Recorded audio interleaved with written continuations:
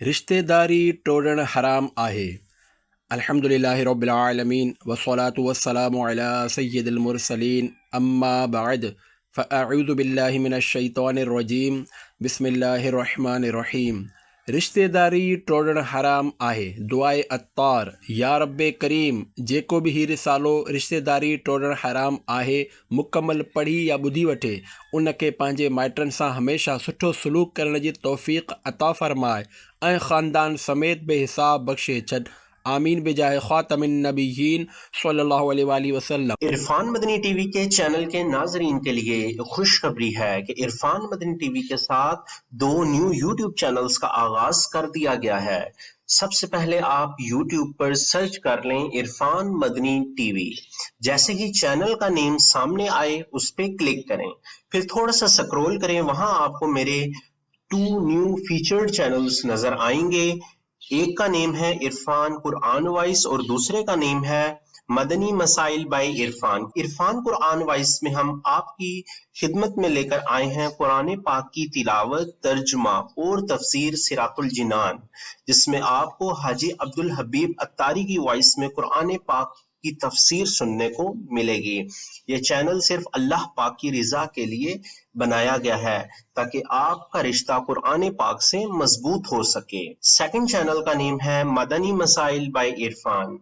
इस channel पे आपको मिलेंगे दावत इस्लामी के दारुल इफ्ता अहले सुन्नत से लिए गए इस्लामी सवाल जवाब और ऐसे इस्लामिक रिसालास जिसमें अमीर अहले सुन्नत की जानिब से इस्लामिक सवाल जवाब बताए गए हैं। मेरी आप सबसे मोहब्बत भरी गुजारिश है कि इन दोनों चैनल्स को ओपन करें, वीडियोस देखें और लाजमी सब्सक्राइब करें। आपका सपोर्ट मेरे लिए सिर्फ मदद नहीं, एक रूहानी ताल्लुक का इजहार है। अल्लाह पाक हम सबको दुनिया और आखिरत की भलाइयां नसीब फरमाए। दुआओं में याद रखिएगा। आइए इस हफ्ते का रिसाला सुनते हैं। जज़ाकल्लाहु खैरा। दुरूद शरीफ जी फ़ज़ीलत। प्यारे प्यारे आका मक्की मदनी मुस्तफ़ा सल्लल्लाहु अलैहि वसल्लम जो फ़रमाने आलीशान आहे, जंहिं शौक़ ऐं महबत जे करे ॾींहुं ऐं राति में मूं ते टे भेरा दुरूद पाक पढ़ियो। अल्लाह पाक ते हक़ आहे त उन जे उन ॾींहुं ऐं उन राति जा गुनाह बख़्शे छॾे। मौजम कबीर 362 बिलकरण हदीस 928। सल्लु अलल हबीब सल्लल्लाहु अला मुहम्मद वालिही व सहाबिही व बारक वसल्लम। प्यारा प्यारा इस्लामी भाइरो, अॼुकल्ह जंहिंखे ॾिसो रिश्तेदारी टोड़ण में लॻो पियो आहे। किथे माउ ऐं पुट जी पाण में छिकताण लॻी पई आहे त किथे भाउ ऐं भेण पाण में झेड़े जो शिकार आहिनि। किथे मामे ऐं भाणेजी में अणबणत आहे त किथे चाचे ऐं भाइटे में नाराज़गी आहे।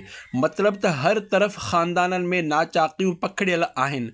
पंहिंजे अंदरि सिले रहमी जो जज़्बो वधाइण ऐं पाण खे क़त्ए रहमी खां बचाइण लाइ इबरत सां भरियल हिकु हिकायत मुलाहिज़ा फ़रमायो। रिश्तेदारी टोड़ण जी सज़ा। हिकायत कहाणी। हिकु बुज़ुर्ग रहमतुल्लाहि अलैहि फ़रमाइनि था, हिकु नेक ऐं सालिह अजमी शख़्स मुंहिंजो दोस्त हो जेको मके पाक जे वेझो रहंदो हो। हू सॼी राति काबे शरीफ़ जो तवाफ़ कंदो ऐं हमेशह क़ुरान पाक जी तिलावत कंदो रहंदो हो। काफ़ी अरसे ताईं संदसि इहो ई मामूल रहियो। हिकु भेरो मूं खेसि कुझु सोन अमानत तौरु ॾिनो ऐं मां यमन हलियो वयुसि। जॾहिं वापसि मोटियुसि त इत्तिफ़ाक़ सां उन नेक शख़्स जो इंतिक़ाल थी चुको हो। तंहिं करे मां संदसि औलाद वटि पहुतुसि ऐं सॼो अहवालु ॿुधाए पंहिंजी अमानत जी वापसीअ जो मुतालबो कयो। उन्हनि जवाबु ॾिनो, ख़ुदा जो कसम, तव्हां जेको चओ था असांखे इन जी का बि ख़बर नाहे ऐं न ई असांखे तव्हांजी अमानत जी ॼाण आहे। अहिड़ी गुफ़्तगू ॿुधी मां ॾाढो परेशान थियुसि त अफ़सोस मुंहिंजो एतिरो माल ज़ाया थी वियो।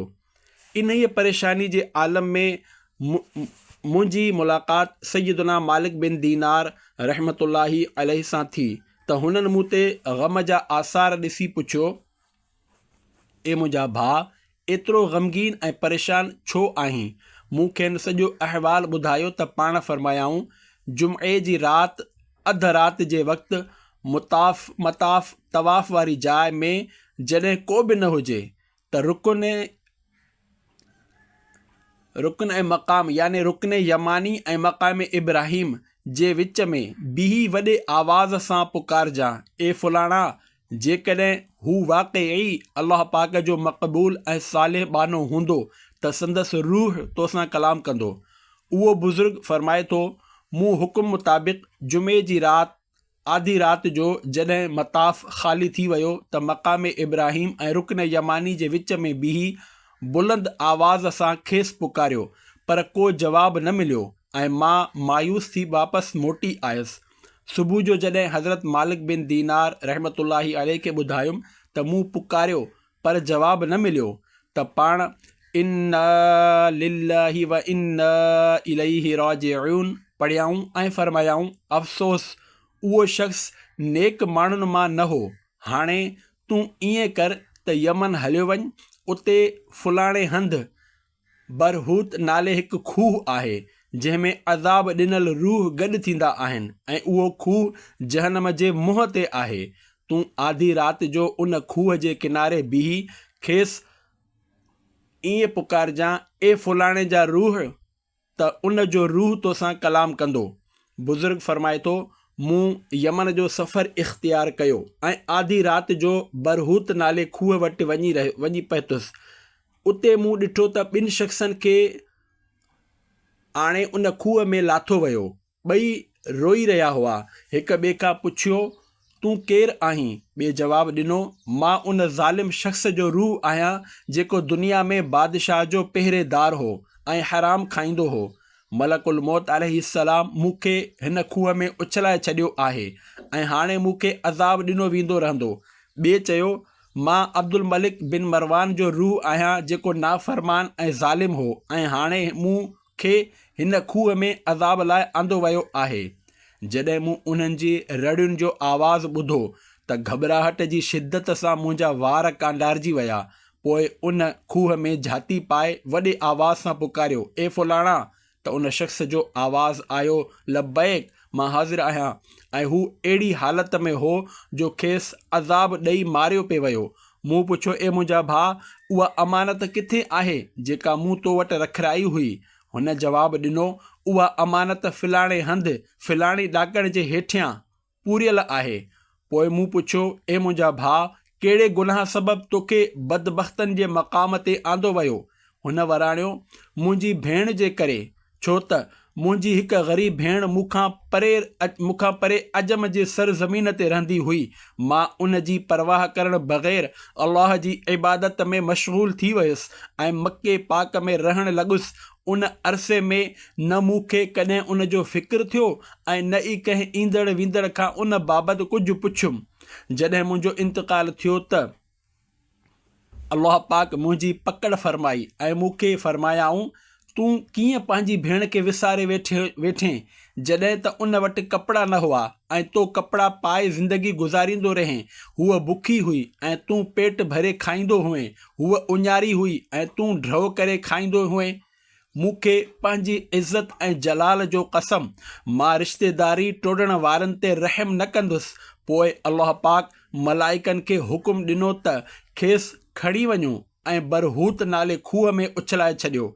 मलकुल मौत मूंखे हिन खूह में विझी छॾियो आहे ऐं हाणे हिते मूंखे सख़्तु अज़ाब ॾिनो पियो वञे। ए भाउ, तूं मुंहिंजी भेण वटि वञी मुंहिंजे लाइ मुआफ़ी जी दरख़्वास्त कजांइ। जेकॾहिं उहा मुआफ़ करे छॾींदी त शायदि मुंहिंजे लाइ अज़ाब में छोटकारो जी सूरत बणिजी वञे, छो त अल्लाह पाक वटि रिश्तेदारी टोड़ण खां सवाइ ॿियो को बि गुनाह मुंहिंजे ज़िम्मे नाहे। याने हू वाक़ई नेक हो पर भेण सां अणबणत सबबु पकड़िजी वियो। बुज़ुर्ग फरमाए थो, मां उन जी ॿुधायल पते ते वियुसि जिते अमानत पूरियल हुई। उतां ज़मीन खोटे अमानत हासिल कयमि। पोइ उन जी भेण वटि पहुची सॼो मुआमिलो ॿुधायुमि त हूअ रोअण लॻी। पोइ जॾहिं मूं भाउ जे छोटकारे लाइ अर्ज़ु कयो त हुन अल्लाह जी बारगाह में मुआफ़ी जी दुआ घुरी। मूं खेसि कुझु दुनियावी माल ॾिनो ऐं उतां मोटी आयुसि। तंहिं करे हर मोमिन खे घुरिजे त सिले रहमी इख़्तियार करे। क़ुरतुल अयून मा रोज़ुल फ़ाइक़ सफ़ो 401। प्यारा प्यारा इस्लामी भाइरो, हिन वाक़े मां असांखे इबरत जो दर्स मिले थो। माण्हू खणी केॾो बि परहेज़गार, नेकोकार ऐं अमानतदार छो न हुजे, पर जेकॾहिं हू बिना कंहिं सबब जे माउ पीउ या भेण भाउ सां फिटाए थो या रिश्तेदारनि सां रिश्तेदारी टोड़े थो त उन जो अंजाम हेबतनाक थी सघे थो। अॼुकल्ह को माउ सां नथो ठहे त को पीउ सां, को भेण सां फिटायो वेठो आहे त को भाउ सां। जेकॾहिं कंहिं जाइज़ शरई सबब जे करे नाराज़गी आहे त उन में हर्ज नाहे। मिसाल तौरु वालिदेन पुट खां इन करे नाराज़ आहिनि जो हुन ॾाढ़ी छो रखी आहे त अहिड़ी सूरत में वालिदेन जो नाजाइज़ मुतालबो पूरो न कयो वेंदो। यादि रखो, जिथे अल्लाह पाक ऐं उन जे प्यारे रसूल सल्लल्लाहु अलैहि वसल्लम जो हुकुम हुजे उते उन जे मुक़ाबिले में वालिदेन जो हुकुम न मञियो वेंदो। अल्लाह पाक असांखे पंहिंजे प्यारे हबीब सल्लल्लाहु अलैहि वसल्लम जी इताअत जो हुकुम ॾिनो आहे ऐं नबी करीम सल्लल्लाहु अलैहि वसल्लम जिन फरमायो आहे, मुछूं ख़ूब नंढियूं करियो ऐं ॾाढ़ियुनि खे मुआफ़ी याने वधण ॾियो, यहूदियुनि जहिड़ी सूरत न बणायो। मुस्लिम सफ़ो 125। ॾिसो, जॾहिं ॾाढ़ी रखण बाबति अल्लाह जे रसूल जो वाज़े हुकुम आहे त पोइ माउ पीउ खां पुछण जी ज़रूरत नाहे। हा, जिते शरीअत माउ पीउ खां पुछण जी इजाज़त ॾिनी आहे उते पुछियो वञे। मिसाल तौरु नफ़ली हज या उमिरो करणो हुजे त इजाज़त वठिजे, जेकॾहिं हू मना कनि त रुकिजी वञिजे। हीउ मसइलो बि ज़हन में रखो त जेकॾहिं कंहिं ते हज फ़र्ज़ थी वञे त वालिदेन जे मना करण जे बावजूद हज करणो पवंदो। जेकॾहिं हज न कयो त गुनहगार थींदो। फतावा रज़विया 658/10। बहरहाल, शरीअत जे मुक़ाबिले में वालिदेन जो हुकुम न मञिबो, पर जेकॾहिं उहे शरीअत जे दायरे में रही को हुकुम ॾियनि त नाफ़रमानी सख़्तु गुनाह आहे ऐं वालिदेन खे सताइण वारनि जे लाइ दर्दनाक अज़ाबनि जूं वईदूं आहिनि। जीअं त बाहि जे टारियुनि सां लटकियल माण्हू। सरवर काइनात सल्लल्लाहु अलैहि वसल्लम मेराज जी राति हिकु मंज़र इहो बि ॾिठो त कुझु माण्हू बाहि जे टारियुनि सां लटकियल हुआ। अर्ज़ु कयो वियो त ही उहे आहिनि जेके माउ पीउ खे गारियूं ॾींदा हुआ। अज़वाजिर इख़्तिलाफ़ुल कबाइर 139/2। वालिदेन जी रिज़ा जे बग़ैर अज़ाब दूर न थींदो। हिकु रिवायत में आहे त अल्लाह पाक फरमाए थो, मां उन वक़्त ताईं वालिदेन जे नाफ़रमाननि तां अज़ाब दूर न कंदुसि जेसि ताईं उन्हनि जा वालिदेन खेनि मुआफ़ न कंदा। ऐं मूंखे मुंहिंजे इज़्ज़त ऐं जलाल जो कसम, मां वालिदेन जी दिली रिज़ामंदीअ जे बग़ैर उन्हनि जी औलाद खे जहन्नम मां न कढंदुसि। क़ुर्रतुल अयून मां रौज़ुल फ़ाइक़ सफ़ो 403। वालिदेन जो नाफ़रमान मां ग़ज़ब इलाही जो शिकार। हिकु ॿी रिवायत में आहे त वालिदेन जो नाफ़रमान खणी रोज़ा रखे ऐं नमाज़ूं पढ़े, पर जेकॾहिं हू इन हाल में मरी वियो जो वालिदेन उन खां नाराज़ हुआ त हू अल्लाह सां उन हाल में मिलंदो जो अल्लाह पाक उन ते ग़ज़ब फरमाईंदो। वालिदेन सां हुस्ने अख़लाक़ जो हुकुम।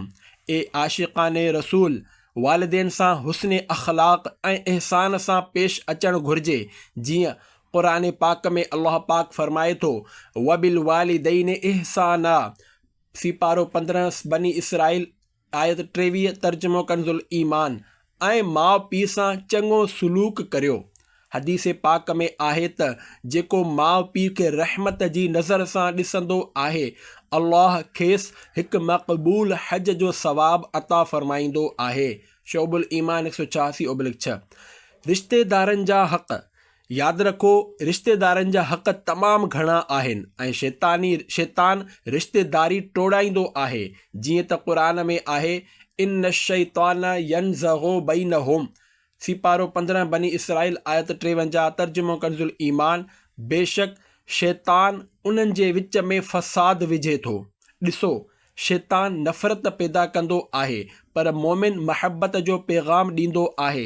हज़रत मौलाना जलालुद्दीन रूमी रहमतुल्लाही अलैहि फरमायो, तू बराए वसल करदन आमदी ने बराए फसल करदन आमदी, याने तूं जोड़ण लाइ आयो आहीं, टोड़ण लाइ न। शैतानी कम। प्यारा प्यारा इस्लामी भाइरो, माण्हुनि जे विच में फूट विझणु, खेनि पाण में विढ़ाइणु ऐं जुदायूं विझणु शैतानी कम आहिनि, पर असां पंहिंजे प्यारे आका मदीने वारे मुस्तफ़ा सल्लल्लाहु अलैहि वसल्लम जा ग़ुलाम हुजण जे बावजूदु अफ़सोस जो शैतान जे पोयां हली पिया आहियूं।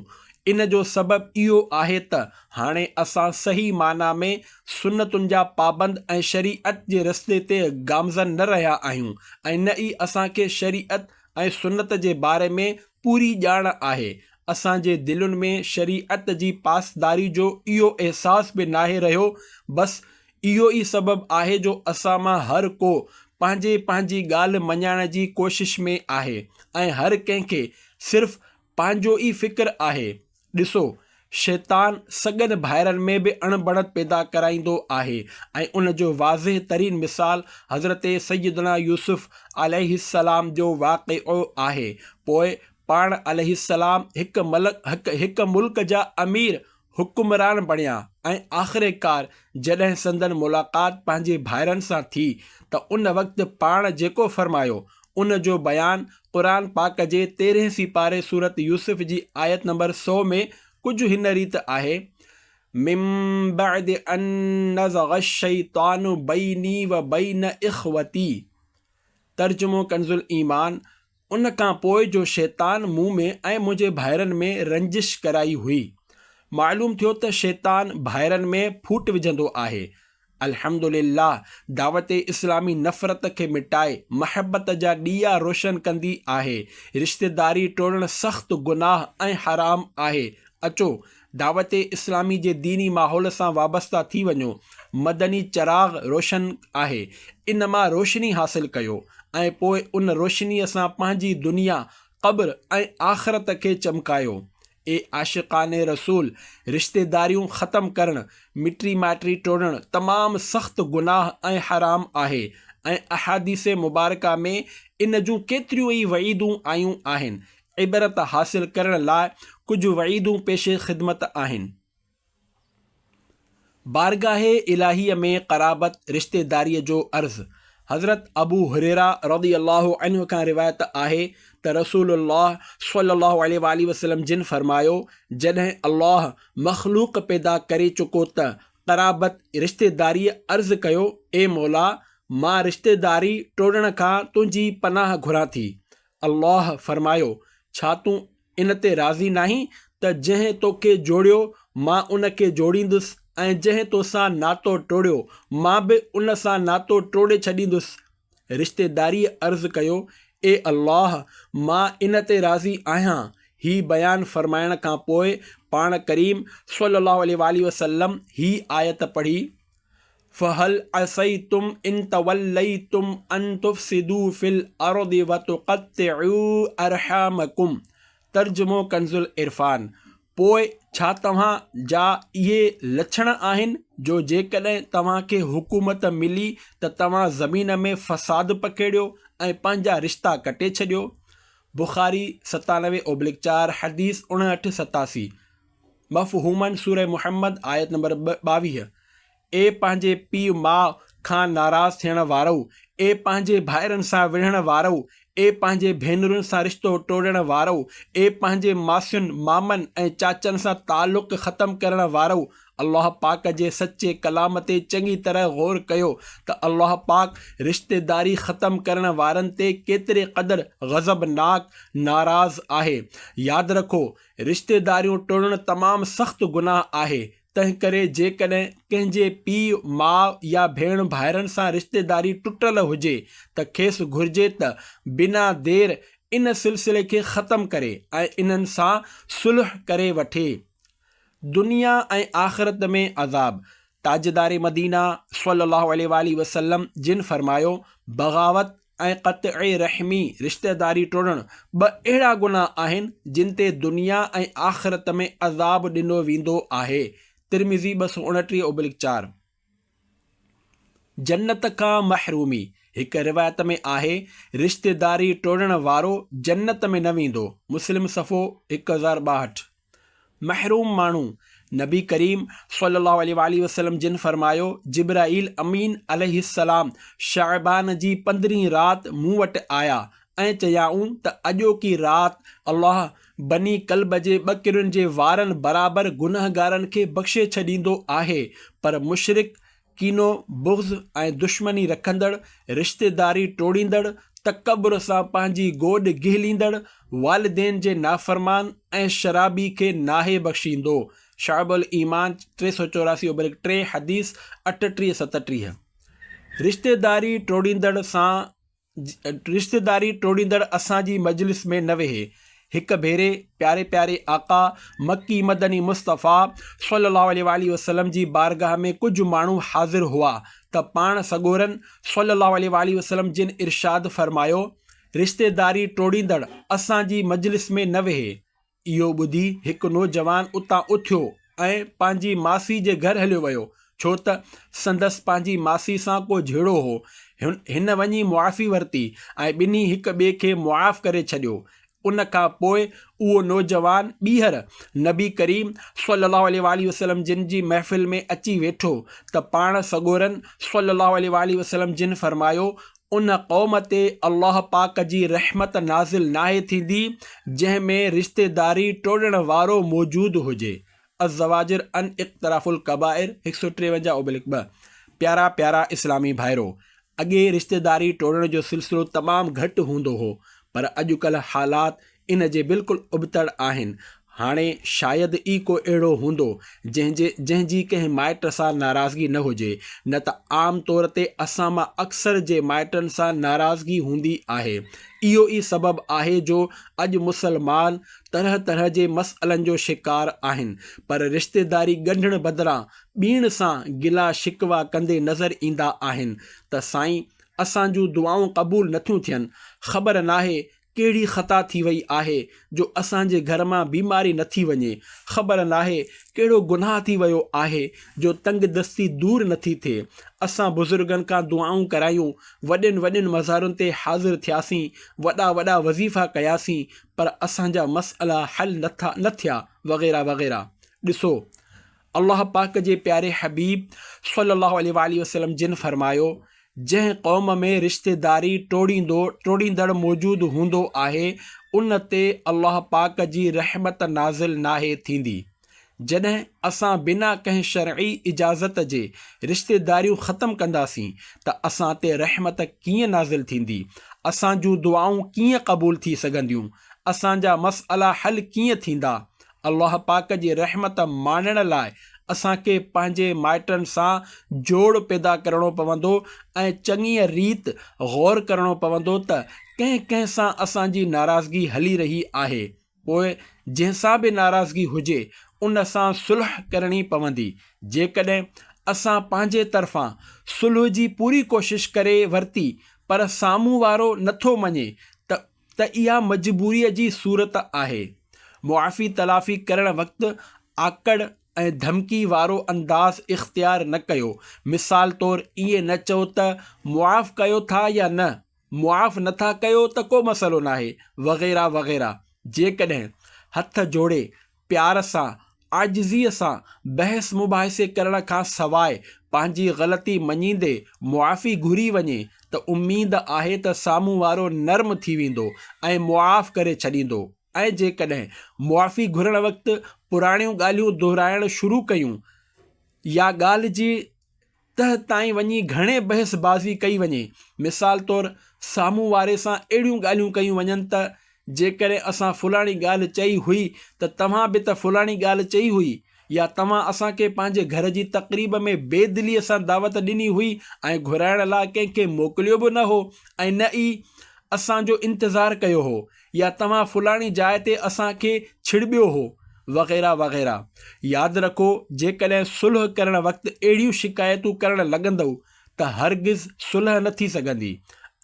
ए आशिक़ाने रसूल, रिश्तेदारी टोड़ण जूं ॿ वधीक वईदूं मुलाहिज़ा करियो। जीअं त रिश्तेदारी टोड़ींदड़ असांजी महफ़िल मां उथी वञे। हिक भेरे हज़रत अबू हुरैरा रज़ियल्लाहु अन्हु नबी करीम सल्लल्लाहु अलैहि वसल्लम जिन जूं हदीसूं ॿुधाए रहिया हुआ त पाण फरमायाऊं, हर क़ातिअ रहम, रिश्तेदारी टोड़ण वारो असांजी महफ़िल मां उथी वञे। इहो ॿुधी हिकु नौजवान उथियो ऐं पंहिंजी पुफीअ जे घर वियो, जंहिंसां संदसि 2 सालनि खां जहिड़ो हलंदड़ हो। जॾहिं ॿई हिक ॿिए सां राज़ी थी विया त उन जवान खे पुफीअ चयो, तूं वञी उन जो सबबु पुछ त आख़िर ईअं छो थियो, याने सैयदना अबू हुरैरा रज़ियल्लाहु अन्हु जी इन ऐलान जी कहिड़ी हिकमत आहे। हज़रत अबू हुरैरा रज़ियल्लाहु अन्हु फरमायो, मूं हुज़ूर सल्लल्लाहु अलैहि वसल्लम जिन खां ॿुधो आहे त पाण फरमायाऊं, जंहिं क़ौम में क़ातिए रहम याने रिश्तेदारी टोड़ण वारो हुजे, उन ते अल्लाह पाक जी रहमत जो नुज़ूल नाहे थींदो। रिश्तेदारी टोड़ण वारे जी मौजूदगीअ में रहमत नाज़िल नाहे थींदी। सैयदना अअमश रज़ियल्लाहु अन्हु खां रिवायत आहे त हिकु सुबुह हज़रत इब्न मसऊद रज़ियल्लाहु अन्हु महफ़िल में तशरीफ़ फरमा हुआ त पाण माण्हुनि खे मुख़ातिब थी फरमायो, अहिड़ो शख़्स जेको कंहिं सां रिश्तेदारी टोड़े वेठो हुजे, मां उनखे अल्लाह जो कसम थो ॾियां त हू असांजी हिन मजलिस मां हलियो वञे, त जीअं असां अल्लाह पाक खां मग़फ़िरत जी दुआ घुरूं, छो त जेसिताईं हू वेठो हूंदो तेसिताईं असां ते अल्लाह पाक जी रहमत जा दरवाज़ा बंदि रहंदा। मुअज्जम कबीर 158/9 हदीस 8793। याने जेकॾहिं हू हिते मौजूदु रहंदो त असांजी दुआ क़बूल न थींदी। प्यारा प्यारा इस्लामी भाइरो, दुआऊं क़बूल न थियण जी केतिरनि ई सबबनि मां हिकु सबबु रिश्तेदारियूं टोड़ण बि आहे। अॼुकल्ह केतिरा ई माण्हू रिश्तेदारी ख़तमु करे वेठा आहिनि ऐं खेनि इन जो को अहसासु ई नाहे, बल्कि सभ खां वॾो ज़ुल्म ही आहे त मुआशिरे में इन खे गुनाह ई नथो सम्झो वञे। हालांकि रिश्तेदारी टोड़ण सख़्तु गुनाह आहे। के माण्हू नमाज़ूं पढ़ंदा आहिनि, नफ़ली रोज़ा रखंदा आहिनि, तहजुद पढ़ंदा आहिनि, क़ुरान पाक जी तिलावत कंदा आहिनि, चहिरे ते ॾाढ़ी मुबारक ऐं मथे ते इमामो शरीफ़ सजाईंदा ऐं ज़ुल्फ़ूं रखंदा आहिनि, पर इन्हनि ख़ानदान में वॾी वेड़ लॻाए रखी हूंदी आहे। अहिड़ी तरह कुझु माण्हू पंहिंजे माउ पीउ जे साम्हूं तूं मामा कंदे आर शर्म महसूसु न कंदा आहिनि। माउ जे अखियुनि में अखियूं विझी ॻाल्हाईंदे खेनि शर्म नाहे ईंदो। पीउ खे दड़का ॾींदे खेनि इहो अहसासु नाहे थींदो त हू ग़लति करे रहिया आहिनि। जेकॾहिं पीउ कंहिं महफ़िल में अचे त इन खां परे भॼंदा आहिनि ऐं जेकॾहिं को दोस्त अचे त उनखे ख़ुशि आमदीद चवंदा आहिनि ऐं इन सां खुली मिठियूं मिठियूं ॻाल्हियूं कंदा आहिनि। अहिड़नि माण्हुनि खे यादि रखणु घुरिजे त माउ पीउ जी दिलि ॾुखाइणु सख़्तु कबीरा गुनाह आहे। आशिक़ाने रसूल जी दीनी तंज़ीम दावत इस्लामी जे सुनतुनि भरे इज्तिमा में शिरकत कंदड़ कुझु माण्हू जॾहिं वालिदैन सां अहिड़ो रवैयो इख़्तियार कंदा आहिनि त हू गुनहगार थियण सां गॾोगॾु दावत इस्लामी वारनि खे बुरो भलो चवराइण जो सबबु बि बणिजंदा आहिनि। जेकॾहिं तव्हां कल्ह ताईं माउ सां तूं चई ॻाल्हाईंदा हुआ त हाणे अव्हां चई ॻाल्हाइणु शुरू कयो। ॾिसो, तूं जी जॻह ते अव्हां चवण सां न त ज़बान ते छाला थींदा ऐं न ई का देरि लॻंदी आहे। जिते दोस्त खे मुतासिर करण लाइ अव्हां जनाब चई जाली अख़लाक़ जो मुज़ाहिरो कयो वेंदो आहे, उते जेकॾहिं माउ सां अव्हां चई ॻाल्हायो वञे त उन जी दिलि ख़ुशि थी वेंदी। आशिक़ाने रसूल जी दीनी तंज़ीम दावत इस्लामी जे सुनतुनि भरियलु इज्तिमाअनि में शिरकत करण वारा इस्लामी भाइर जेकॾहिं घर में अदब वारो अंदाज़ इख़्तियार कंदा त संदन वालिदा दावत इस्लामी जे दीनी माहौल मां मुतासिर थींदी ऐं ॿियनि खे चवंदी त मुंहिंजो पुटु सुठी जॻह ते वेंदो आहे, छो त पहिरियां हू मूंसां तूं चई ॻाल्हाईंदो हो ऐं हाणे अव्हां चई ॻाल्हाए थो। पहिरियां जॾहिं मां खेसि कंहिं कम लाइ सॾींदी हुयसि त चवंदो हो हा अचां थो, ऐं हाणे जी अमड़ इजो हाज़िर थियां थो जहिड़नि अदबनि वारनि लफ़्ज़नि सां जवाबु ॾींदो आहे। ॾिसो, जॾहिं माउ सुनतुनि भरे इज्तिमा में शिरकत करण वारे पुट जो हुस्न अख़लाक़ ऐं ॻाल्हाइण जो बहितरीनु अंदाज़ ॾिसंदी त हूअ पंहिंजे ॿिए पुट खे चवंदी, पुट जॾहिं खां तुंहिंजो भाउ दावत इस्लामी जे सुनतुनि भरे इज्तिमा में वञणु लॻो आहे, माशा अल्लाह सुठे सलीक़े सां ॻाल्हाए थो, तंहिं करे हाणे तूं बि शरीक थींदो कर।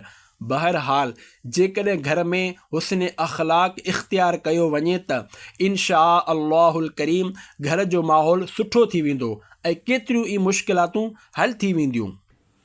औलाद खे दीनी माहौल खां परे रखण जो हिकु सबबु कुझु जज़्बाती इस्लामी भाइर जॾहिं कुझु सुनतूं सिखी वठंदा आहिनि त ज़बरदस्ती पंहिंजी माउ पीउ खां उन्हनि ते अमल करण जी कोशिशि कंदा आहिनि।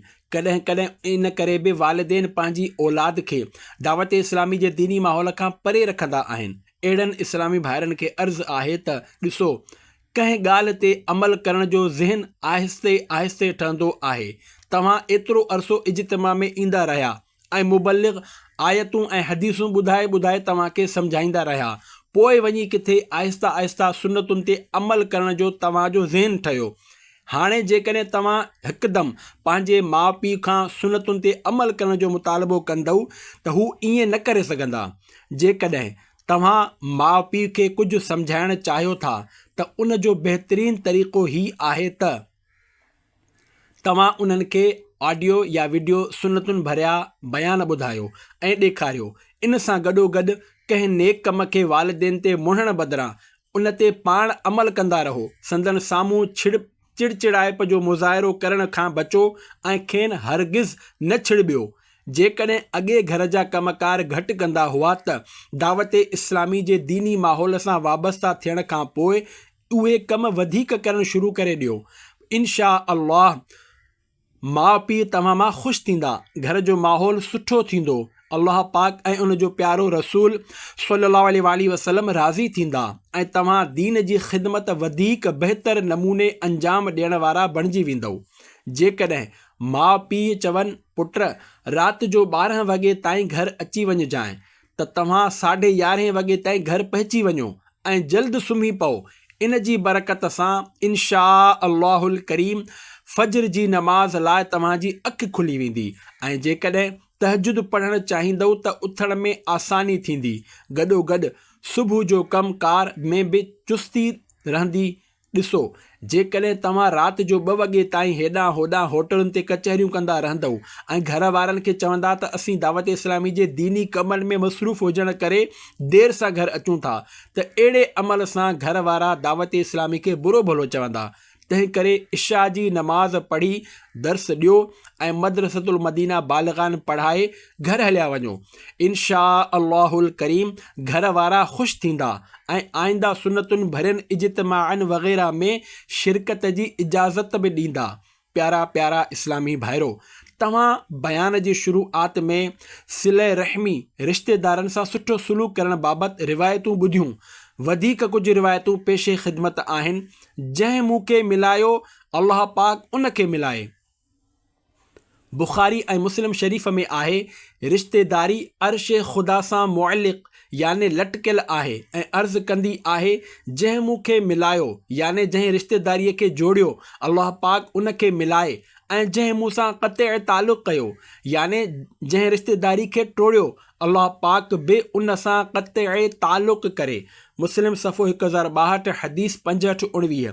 रहमत ख़ुदावंदी माणण जो ज़रियो।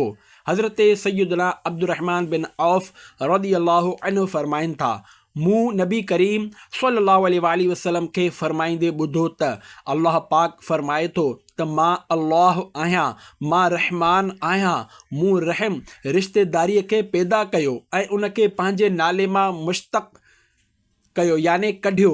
जंहिं सिले रहमी कई मां उन खे पंहिंजी रहमत सां मिलाईंदुसि ऐं जंहिं क़तअ रहमी कई मां उन खे पंहिंजी रहमत खां परे करे छॾींदुसि। तिरमिज़ी 363-3 हदीस 19-14। सिले रहमी ही आहे त हू टोड़े तॾहिं बि तव्हां जोड़ियो। बुख़ारी शरीफ़ में आहे, सिले रहमी ही नाहे त मिलण जुलण वारनि रिश्तेदारनि सां मेल जोल बरक़रार रखे याने जेको रिश्तेदार सुठा ताल्लुक़ात रखंदो हुजे उन सां सुठा ताल्लुक़ात रखे, बल्कि सिले रहमी ही आहे त जेके रिश्तेदार ताल्लुक़ात ख़तमु करे चुका हुजनि उन्हनि सां बि मेल जोल बरक़रार रखे। बुख़ारी 98-4 हदीस 59-91। प्यारा प्यारा इस्लामी भाइरो, हिन हदीस पाक में केॾी न ज़बरदस्त ॻाल्हि ॿुधाई वई आहे त जेको असां सां रिश्तो टोड़े ऐं नफ़रत करे असांखे उन सां बि जोड़णु घुरिजे। किथे रस्ते में मिली वञे त असां उन खे सलाम करियूं, पाण वटि का तक़रीब हुजे त उन खे ज़रूरु दावत पहुचायूं। तोड़े जो हू न अचे पर असां पंहिंजे तरफ़ां उन सां सिले रहमीअ सां पेश अचूं। उन्हनि माण्हुनि मां न बणिजो तिरमिज़ी शरीफ़ जी हदीस पाक में आहे, उन्हनि माण्हुनि मां न थिजो जेके चवंदा आहिनि त जेकॾहिं माण्हू असां सां भलाई कंदा त असीं बि उन्हनि सां भलाई कंदासीं, ऐं जेकॾहिं हू ज़्यादती कंदा त असीं बि ज़्यादती कंदासीं।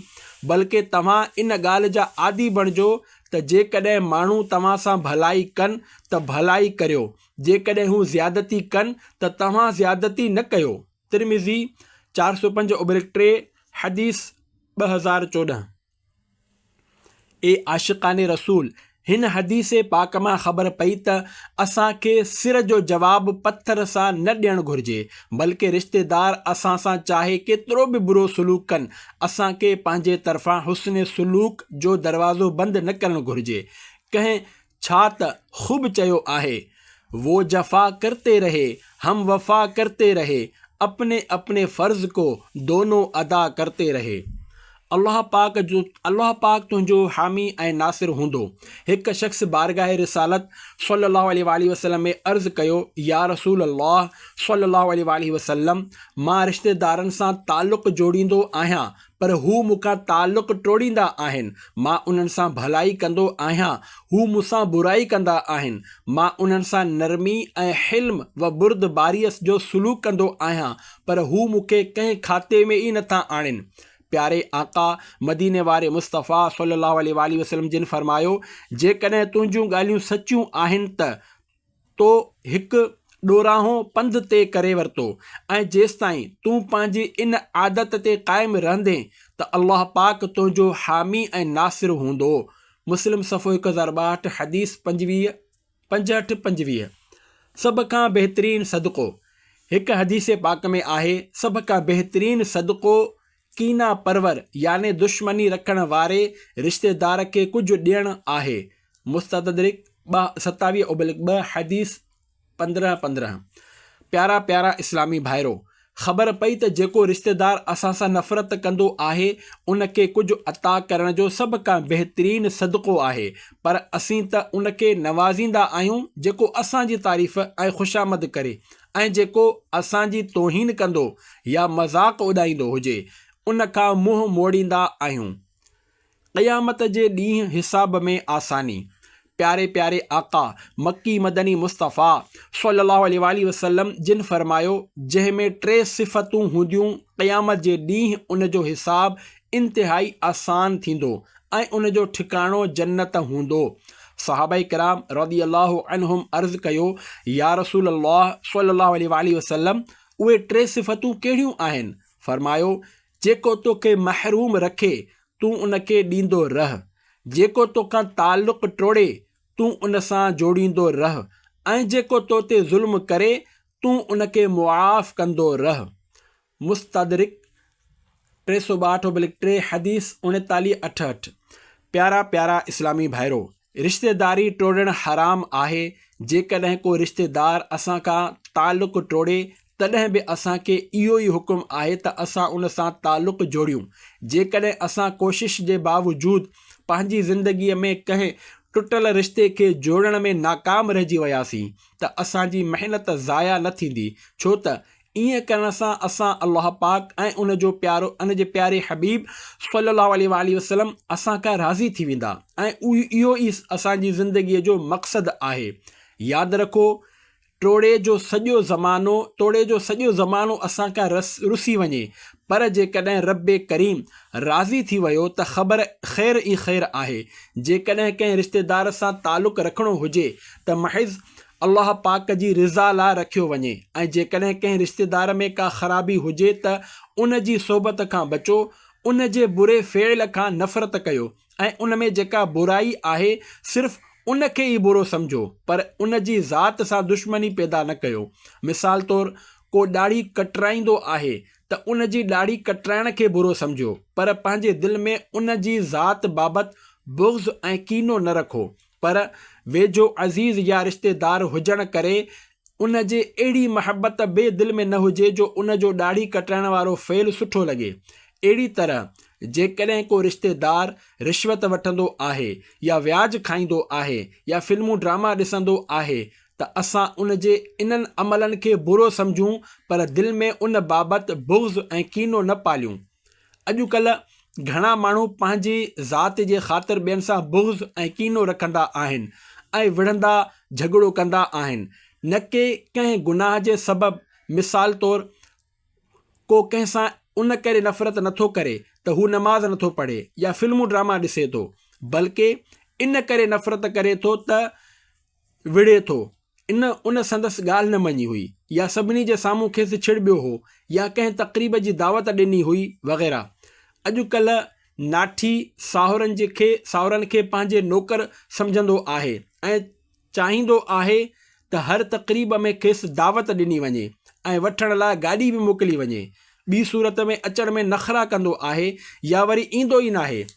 ईअं रिश्तेदारियुनि में नख़रा पैदा थी वेंदा आहिनि ऐं उन्हनि नख़रनि जे करे ख़ानदान जा ख़ानदान उजड़ी वेंदा आहिनि। अल्लाह पाक असांजे हाल ते रहम फ़रमाए ऐं असांखे पंहिंजे रिश्तेदारनि सां सिले रहमीअ सां पेश अचण जी तौफ़ीक़ अता फ़रमाए।